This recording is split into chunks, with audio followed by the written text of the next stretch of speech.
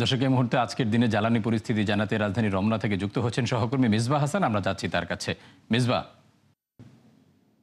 সেই শুরুর যে উদ্বেগটা এখনো কিন্তু মানুষের মধ্যে রয়ে গেছে এবং সাধারণ মানুষের মধ্যে যে প্যানিকটা হচ্ছে যে সেটি কিন্তু এখন পর্যন্ত এখনো পর্যন্ত রয়ে গেছে। সাধারণ মানুষের যে দীর্ঘ লাইনের আমরা বলে আসছি, সেই কিন্তু দীর্ঘ লাইন আমরা দেখেছি। সকাল থেকে যে পরিস্থিতিটা দেখেছি আমরা, সকালে কয়েকটি পাম্প ঘোরার চেষ্টা করেছি এবং সেই পাম্পগুলোতে আমরা দেখেছি যে নিয়মের তোয়াক্কা না করে অনেকে যে বিশেষ সুবিধায় যে তেল নিচ্ছেন, একই সাথে যে প্রয়োজনের অতিরিক্ত যে তেল সেটি নেওয়ার কারণে যে প্যানিক কারণে যে ঈদ সংকটটা তৈরি হয়েছে, সেই সংকট কিন্তু এখনো রয়েছে। আমরা দেখছিলাম যে পরিস্থিতি যে দীর্ঘ সিরিয়াল এবং সাধারণ মানুষের সাথে যারা কথা বলছিলাম, মানুষ পেরিয়ে কিন্তু এখনো সেই ভোগান্তিটা কিন্তু এখনো রয়ে গেছে। আমরা পাম্প মালিকদের সাথে কথা বলে আজকেও কিন্তু রাজধানীর প্রায় কয়েকটি পাম্প কিন্তু এখনো পর্যন্ত বন্ধ রয়েছে।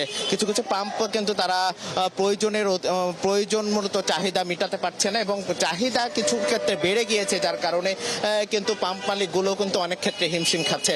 মূলত সরকারের পক্ষ থেকে যে দাবিটা করা হচ্ছে, সরকারের পক্ষ থেকে বলা হচ্ছে যে এখন পর্যন্ত যে এখনো পর্যন্ত কিন্তু মজুদ সরবরাহ কিন্তু ঠিক আছে, কিন্তু যে চাহিদা, সেই চাহিদা আসলে অতিরিক্ত, মানুষের যে অতিরিক্ত নেওয়ার প্রবণতা, যার কারণে কিন্তু এই সংকটটা তৈরি হয়েছে।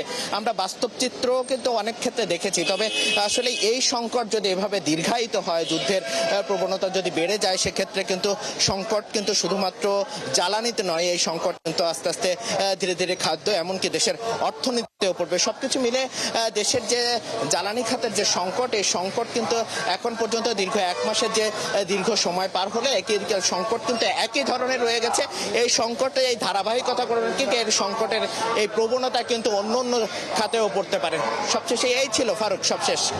মিসবাহ, আপনাকে অসংখ্য ধন্যবাদ। দর্শক, রাজধানী রমনা থেকে জ্বালানি পরিস্থিতি জানাচ্ছিলেন সহকর্মী মিসবাহ।